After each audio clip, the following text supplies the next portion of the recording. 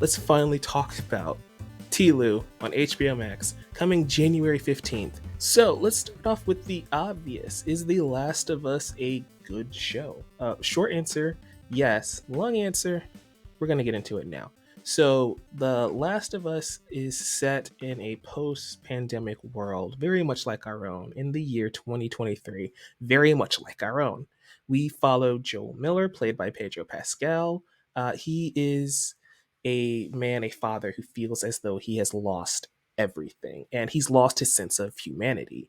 He started out as a very mild mannered, regular guy, and then the world, this cruel, pandemic riddled world, beat him down to the man we meet once we get into the heart, the meat of The Last of Us.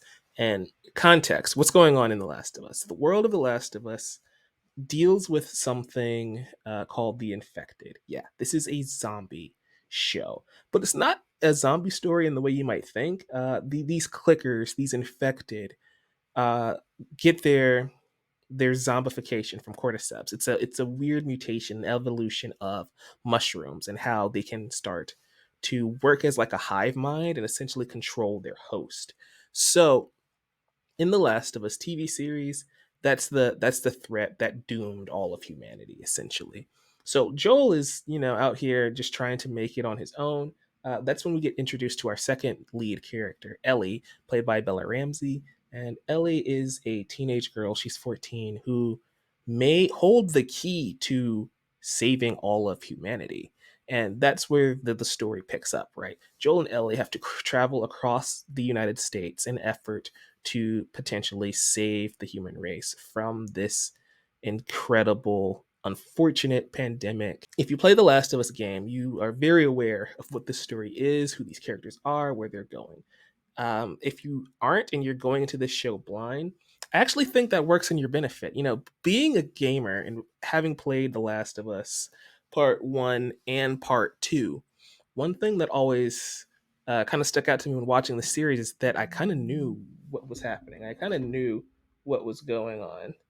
And so it's going to be fascinating to see how non gamers react to this series, or gamers who haven't actually played the game, because there are changes, very minuscule. There are some that are kind of more bigger than more major than others, I should say. But I really do think this is a series for everyone.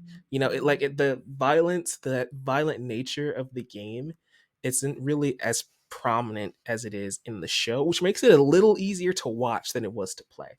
And that kind of comes to an issue of the interconnectivity, that weird disconnect that TV and movies have. And that's why I think having uh video game adaptations have always been kind of weird, right? Because you're used to playing a game, you're used to embodying that character in the game, and all of a sudden we're watching that character make their own choices, make their own actions. When I would play The Last of Us, I was very reserved, I was very stealthy, right, in my approach. There are some people who are just gun-ho. They're setting up traps, they're going in guns a-blazing into their action scenes. And so it makes watching it very unique, right? Because I approach situations and things that the characters will not do in the show, which I always thought made kind of for a fascinating disconnect, if you will.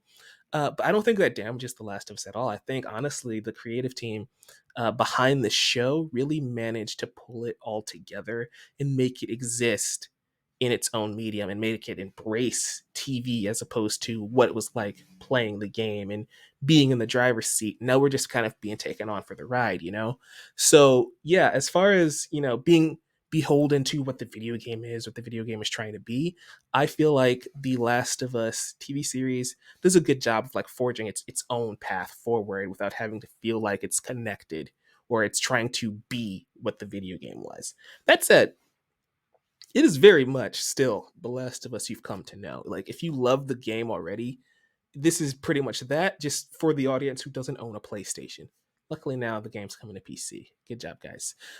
But yeah, let's get into the nitty gritty. Let's go in order. Let's go with Pedro Pascal, the lead character of the show, as Joel Miller.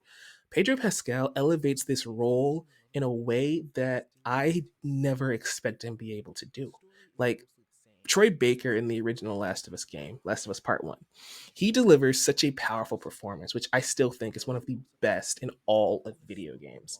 With his portrayal of Joel, you can see the anguish, the fear, the rage, the terror, the frustration, every human emotion possible you see in Troy Baker's performance. But then Pedro Pascal just shows up and he elevates it to 11. And for the life of me, I don't understand how he was able to take this already perfected character and just make him 1,000 times better. Joel in this show is very nuanced. At first, he seems very reserved, but you kind of see him kind of break out of his shell a little bit. And I think Pascal's performance really peaks by the time you get to the end of the season because you're slowly seeing him develop, right? You're slowly seeing him change over the course of time. And I think that is very deliberate.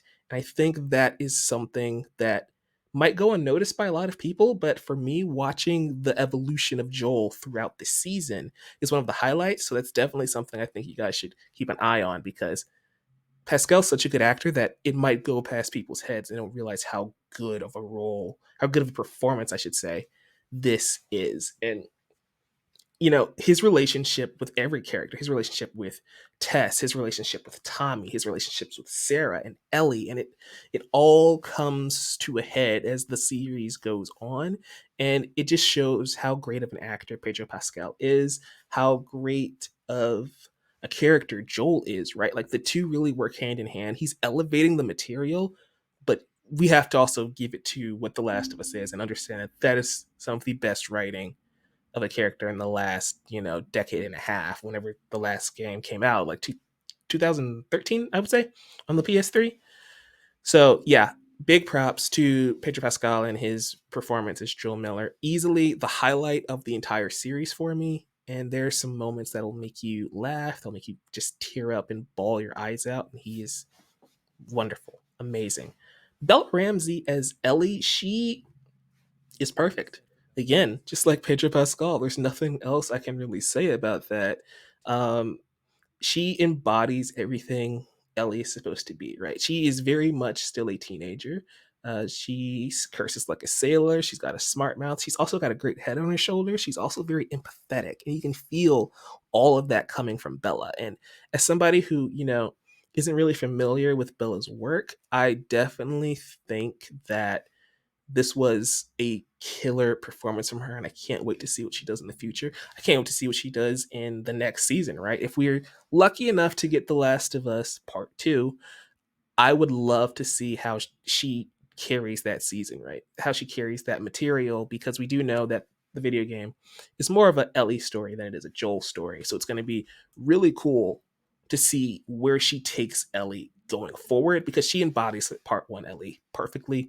As far as any major changes to Ellie's character, I don't think so. I think she's the most direct out of everyone in the series. Ellie's just Ellie, and Bella just does a phenomenal job being Ellie. There's not much we can add. So the supporting cast is definitely a highlight as well. I have no gripes about any of the actors. I think Nick Offerman as Bill was fantastic. It's a very different portrayal of Bill, and it's still everything we know Bill to be, but Nick Offerman just commands a certain presence, a certain gravitas to the role that I wouldn't have expected out of the character of Bill playing the game originally.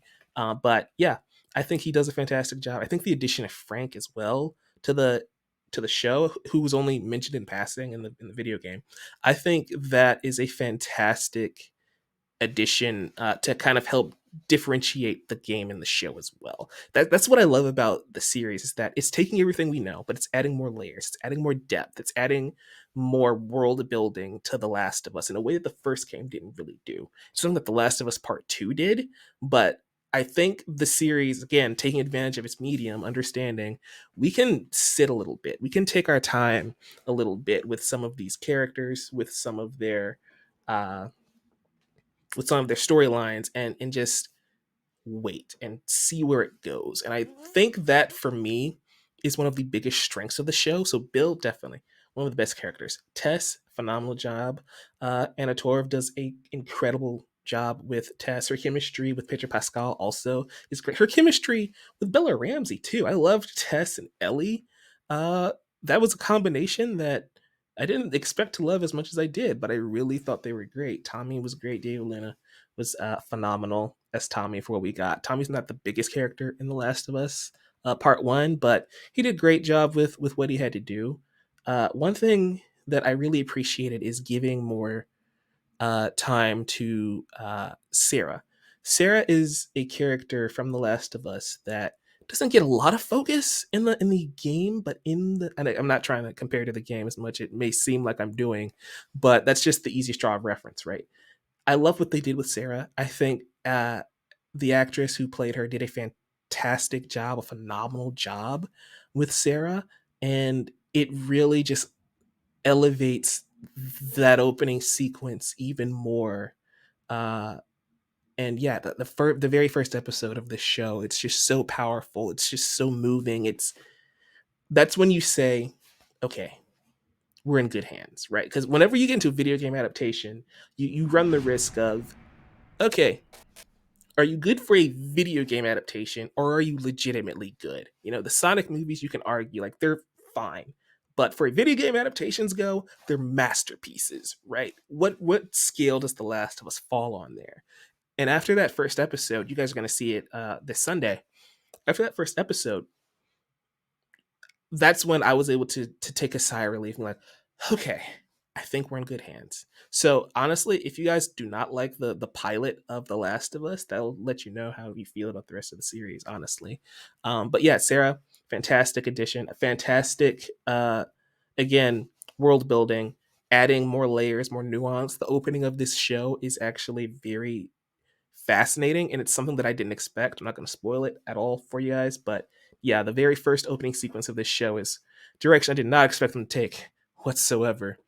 Um, but yeah, another thing that I loved is Riley, right? Because Riley is a character that doesn't appear in the Last of Us game. She appears in the DLC Left Behind, and that's what I appreciate is that they're pulling from all different sources of the Last of Us and end up creating their own spin on it, their own take. Because when you're really thinking about how to approach a video game and its DLC and its sequels and how do you interweave those things together, and I think they handled all of that really well. There's use of flashbacks and there's some episodes that are just dedicated to specific points in time and moments, and I think that really allows the show to pull from all of its resources and craft the perfect package, the Last of Us starter pack, if you will, where anybody can just jump into this show and love it and get it and understand it without having to ever pick up their PlayStation controller, right? You don't need a PS5, you don't need a PS4, you don't need a PS3 to understand The Last of Us and to just enjoy it as a show. And I think that's why we can say that this is the one to break the video game curse, right? Because this just exists as a show. It doesn't have to try and be anything more than an HBO series. Whereas some video game movies like Uncharted, right? Uncharted was a fine movie, but you can definitely tell that they were trying to echo what Uncharted was. We have crazy set pieces, we have the insane treasure, we have all these incredible bombastic beats and moments that sometimes didn't fit the movie, the time nor place for them to happen, but because the game would do it, the movie felt like it had to do it. The Last of Us show, and that could just be a testament to the type of story the Last of Us game was, but the show, it's a show. There's nothing that crosses your mind that says, oh yeah, this is a video game. This is clearly a video game stage or a video game level. So the set design, the camera movement has to echo what a video game looks like. This just can just exist on its own, whether you played the game or not. And I think that is a huge testament to how they approached it, but also how the original game was and how cinematic The Last of Us has always been. And it just kind of makes you recontextualize and appreciate both mediums, right? Independently. That's why I love movies. That's why I love video games, because they're vastly different experiences, but they both stand the test of time. And I think that's why we want video game movies to succeed, because we want these two genres to be able to have that crossover. And I think this might be the very first one to where I say, yeah, you did it. You nailed it 100%. Um, yeah, guys, I loved The Last of Us. This is a phenomenal series. Shout outs to HBO Max. Shout out to Craig Manzin. Shout out to Neil Druckmann. You guys created a near perfect adaptation. There's some minor things that I can have issue with, but those would be considered spoilers. I can't say them here. Luckily for you, we're going to be reviewing The Last of Us each and every Tuesday live here on the Chatter After YouTube channel at 8:30 p.m. Eastern Standard Time. First episode is coming out tonight as of the time of this episode dropping, so make sure you stop by Tuesday nights, 8:30 Eastern. It's going to be a fun time. We're breaking each episode down, episode by episode, and then we can start having those spoiler conversations in the comments. But let me know what you guys think. Are you excited for The Last of Us on HBO? Have you played the game? Did you love the game? Is this going to be your first time experiencing The Last of Us? I'd love to hear from you guys in the comment section down below. Also, part 2. The creators said when they get to The Last of Us Part 2, hope most likely in season 2, they're gonna just tackle it head on. Is that something you want them to do? Do you want? I personally feel like it'd be really cool to make The Last of Us season 2 or season 3 or whatever be that in between zone between The Last of Us Part 1 and The Last of Us Part 2, because there is a couple year time gap in between those games. I would just love to spend more time with Pedro Pascal and with Bella Ramsey in the roles that are defined in this show, as opposed to how they evolve in the next game into the sequel. That's just me. I would love for them to take this time to tell a HBO original story with these characters, especially if Neil Druckmann is still on board with the writing team and advising. You can really do something special with these actors because I love them in these roles. I can't wait to see more of what they do. Let's talk in the comment section. We're going to be here every Tuesday talking The Last of Us on the new series called Beyond the Clickers, a Last of Us podcast. Until next time, keep watching movies, keep watching TV, and keep playing games. Peace.